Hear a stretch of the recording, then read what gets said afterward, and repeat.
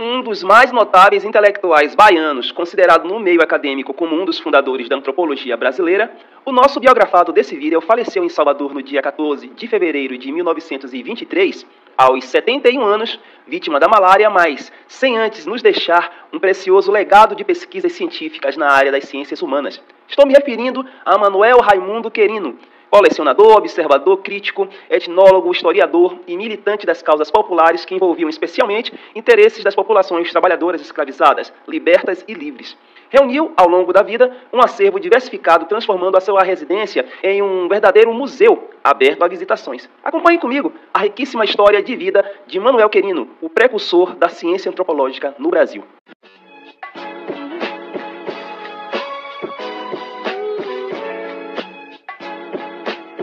Manuel Querino nasceu em Santo Amaro da Purificação, no dia 28 de julho de 1851. Era filho do carpinteiro José Joaquim dos Santos Querino e Luzia da Rocha Pita. Seus pais biológicos morreram enquanto Manuel Querino era muito jovem. Tornando-se órfão, ele encontrou conforto na casa de uma amiga da família, que o levou para Salvador, onde recebeu como tutor o bacharel Manuel Correia Garcia, professor aposentado da Escola Nacional.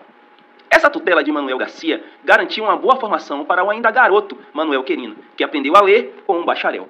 Com o passar do tempo, o bacharel Manuel Garcia incentivou Manuel Querino a aprender o ofício de pintor. Dessa forma, Manuel Querino não só desenvolveu habilidades como artista plástico, como também passou a atuar como decorador. Foi nesse mesmo período que estudou no Liceu de Artes e Ofícios. Agora, é importante destacarmos que a tutela do bacharel Manuel Garcia, em relação a Manuel Querino, durou até os 16 anos, uma vez que, entre os 16 e 17 anos, Manuel Querino viajou pela região do Nordeste do Brasil em busca de oportunidade de trabalho. Nesse percurso, se deslocou para o estado de Pernambuco. De lá, terminou se deslocando para o estado do Piauí, sendo recrutado pelo Exército em 1868, aos 17 anos, para servir como escrivão na Guerra do Paraguai, sendo que não chegou a sair do Brasil, uma vez que, do Piauí, foi remanejado para permanecer no Rio de Janeiro, de 1868 a 1870, com a missão de servir como escriturário do seu batalhão durante a guerra.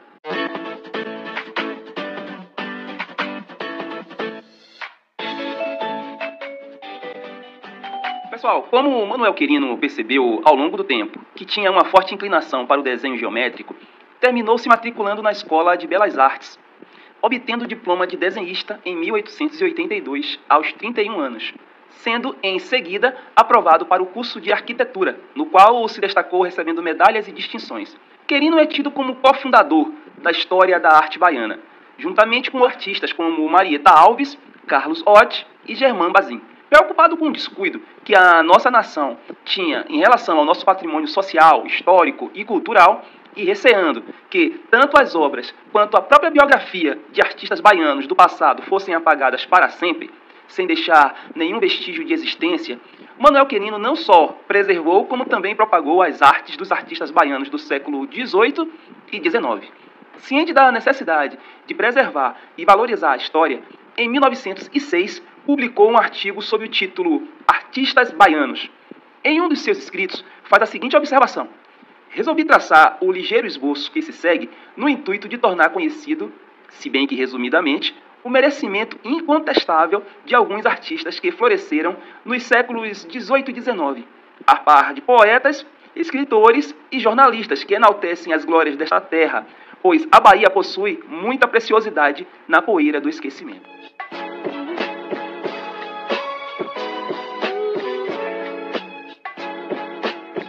Para entendermos como Manuel Querino se transformou em personagem de um romance de Jorge Amado, faremos uma breve contextualização dos fatos. Publicado em outubro de 1969,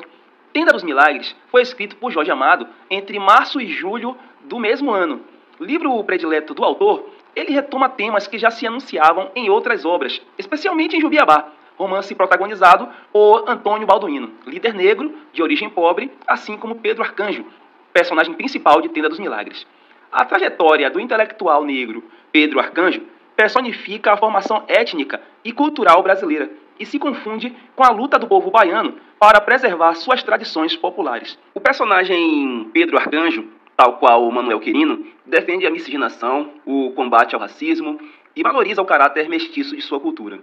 Jorge Amado conta em seu livro de memórias Navegação de Cabotagem que construiu o personagem Pedro Arcanjo a partir de muitas personalidades, como o escritor Manuel Quirino, o obá Miguel Aré, o compositor Dorival Caymmi, além dele próprio, Jorge Amado, personificar, em certo grau, o personagem Pedro Arcanjo também. A questão é que, apesar de ter em cada uma dessas pessoas citadas um traço ou outro do perfil do personagem Pedro Arcanjo,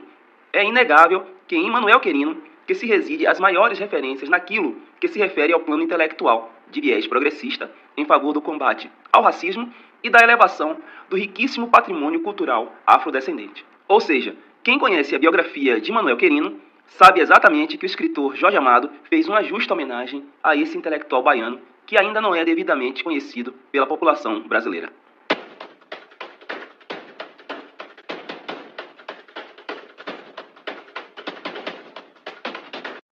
Abolicionista e republicano, o nosso biografado Manuel Quirino ingressa na política através de uma militância a favor das causas sociais, operárias e artísticas. A faceta política de Manuel Quirino sempre esteve mesclada ao seu tino antropológico, pois era através da sua circulação em diversos espaços da sociabilidade negra, nas festas, botequins, nos terreiros, nas igrejas, nas associações artísticas e no meio intelectual, que ele analisava o ser humano como um ser biológico, social e cultural, organizando as áreas do conhecimento antropológico segundo aspectos sociais, políticos e culturais, inclusive se valendo dessa sua pesquisa de campo, associada ao seu conhecimento teórico, para travar grandes debates em oposição às ideias racistas do médico eugenista Nina Rodrigues.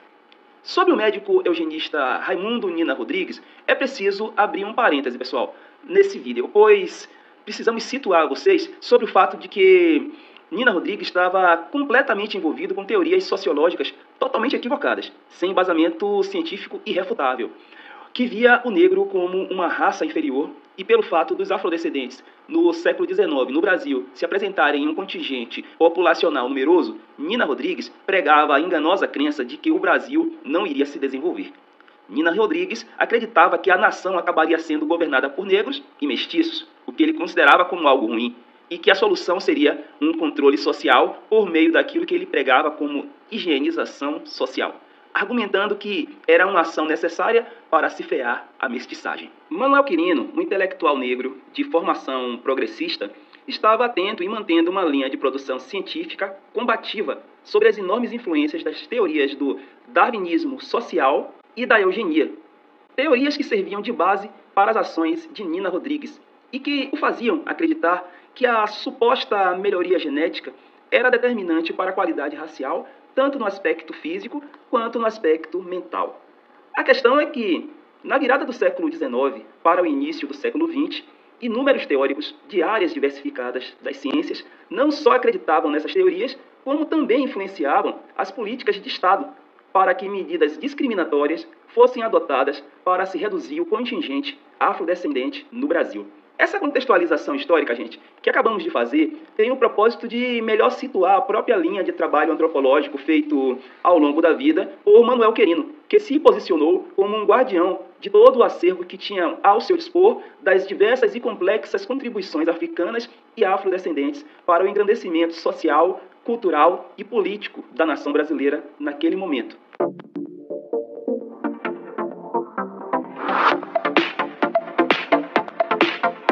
A vida político-partidária de Manuel Quirino se iniciou em 1876, em Salvador, por intermédio de seu padrinho político Manuel Pinto de Souza Dantas, chefe do Partido Liberal, conhecido como Conselheiro Dantas, figura política de renome no Brasil, no período do governo de Dom Pedro II. É justamente nesse período que o nosso biografado, Manuel Quirino, torna-se mais atuante em relação à luta abolicionista e pela implantação de um regime de governo republicano no Brasil, escrevendo uma série de artigos em que denunciava os absurdos da escravidão, proclamando a imediata abolição da escravatura. Em 1875, portanto, um ano antes de ingressar oficialmente na vida político-partidária, Manuel Quirino participou ativamente das diversas reuniões entre operários da construção civil que resultaram na fundação de uma das primeiras cooperativas de trabalho no Brasil, a Liga Operária Baiana. A cooperativa conseguiu a proeza de quebrar o monopólio dos poderosos arrematantes de obras da construção civil que sempre pressionavam o salário dos operários para baixo. A cooperativa Liga Operária Baiana chegou a realizar inúmeras obras para empresas particulares e para o governo. No entanto, a Liga veio, infelizmente, a desfazer-se no final da década de 1870. Apesar da decepção com a extinção da Liga Operária Baiana, Manuel Quirino não desanimou e seguiu a luta em favor da classe operária e da República. Em 1887, lançou o seu jornal chamado A Província, que circulou desde 20 de novembro de 1887, dia do lançamento, até o final de 1888. Mais tarde, no início da década de 1890, Manuel Quirino tornou-se um dos membros do Diretório-Geral do Partido Operário, criado em 1890. No entanto, o Partido Operário não teve vida longa e se dissolveu, dando origem a um movimento de classe sem finalidades eleitoreiras, batizado como Centro Operário da Bahia. Ainda ao longo da década de 1890, Manuel Quirino tomou parte do Conselho Municipal de Salvador, a atual Câmara Municipal, por duas ocasiões, entre 1890 e 1891 e, posteriormente, entre 1897 e 1899, antes de abdicar completamente da vida político-partidária em favor da carreira intelectual.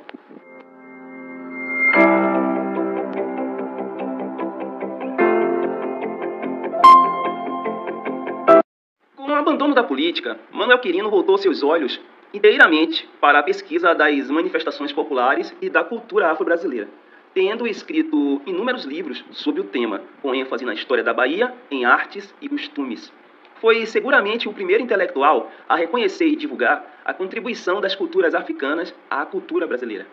Como pesquisador, coletou fontes orais e buscou o reconhecimento das contribuições do negro na história do Brasil. Seus escritos sobre personalidades negras e mestiças insurgiam contra o preconceito e a desigualdade que cercavam os afrodescendentes no Brasil. Especialista na temática da formação social do Brasil, Manuel Quirino renegou e combateu as previsões pessimistas que os intelectuais defensores do racismo científico, como Gobineau e Lapouge, entre outros, faziam. O seu artigo O Colono Preto como Fator de Civilização Brasileira, apresentado no 6º Congresso Brasileiro de Geografia, é uma resposta aos escritos de Nina Rodrigues.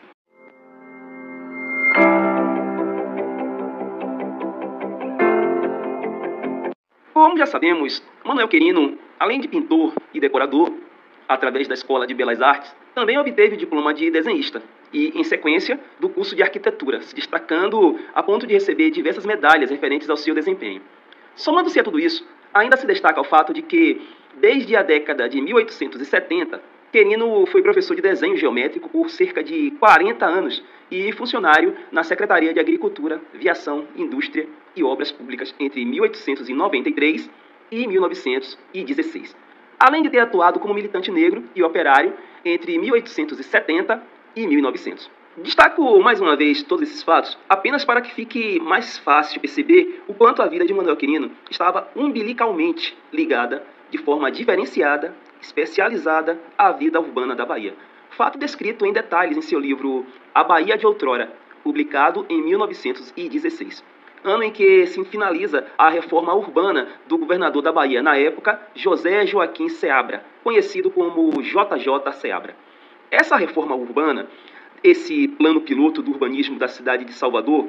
somado a outros fatores, ajudou a corroer ainda mais as esperanças que Manuel Quirino nutria sobre o imaginário que ele tinha sobre um modelo de governo republicano embasado no lema da Revolução Francesa da liberdade, igualdade e fraternidade. Entre os diversos debates acirrados em que Manuel Quirino participou, no que se refere às reformas urbanas que aconteceram em Salvador durante o governo de JJ Seabra, podemos destacar o projeto da praça principal do Campo Grande, em que a decisão pela escultura do caboclo como figura central teria sido fruto de uma acirrada disputa entre aqueles que acreditavam ser incabível um personagem não branco protagonizar os sentimentos cívicos de um projeto republicano que pretendia ser civilizado, contra outro grupo, do qual Manuel Quirino fazia parte, em que se argumentava que a figura do caboclo já há muito tempo estava intimamente ligada a valores culturais populares da comunidade afrodescendente baiana e funcionava como um símbolo essencial e necessário para um projeto de identidade da coletividade local.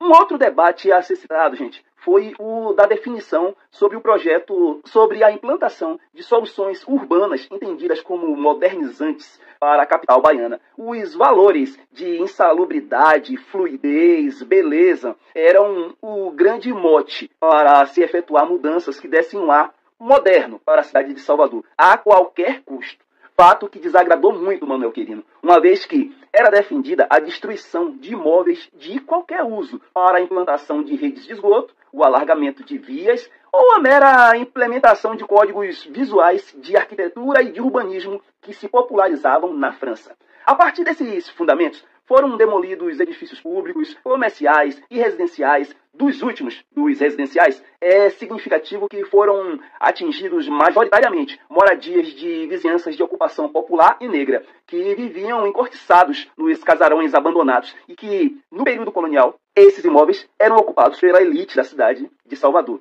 Com a finalidade de embelezar a cidade, o prefeito de Salvador da época, Júlio Viveiros Brandão, decidiu pela contratação em 1912 de arquitetos, escultores, pintores e decoradores que atuavam em São Paulo, alinhados com os códigos arquitetônicos difundidos nos grandes centros urbanos da Europa. Grupo composto majoritariamente por imigrantes italianos. Gente, é importante destacar que durante o período das reformas de Salvador, essas reformas feitas no período do governo JJ Seabra, o nosso biografado, Manuel Quirino, que era decorador, como vocês sabem, artista plástico, arquiteto, um exímio desenhista geométrico, ele ocupava uma posição de um funcionário público afastado de seu campo de trabalho especializado, vivendo um relativo ostracismo político e social. Em relação a esses fatos que vimos até aqui, é oportuno destacar que o livro A Bahia de Outrora foi publicado justamente no período da finalização das obras da reforma urbana de Salvador. O que de cara, gente, chama a atenção ao ler o livro, frente ao contexto das reformas de JJ Seabra, é que Manuel Quirino não fez nenhuma menção ao desenho novo da cidade de Salvador. O livro é composto de textos em que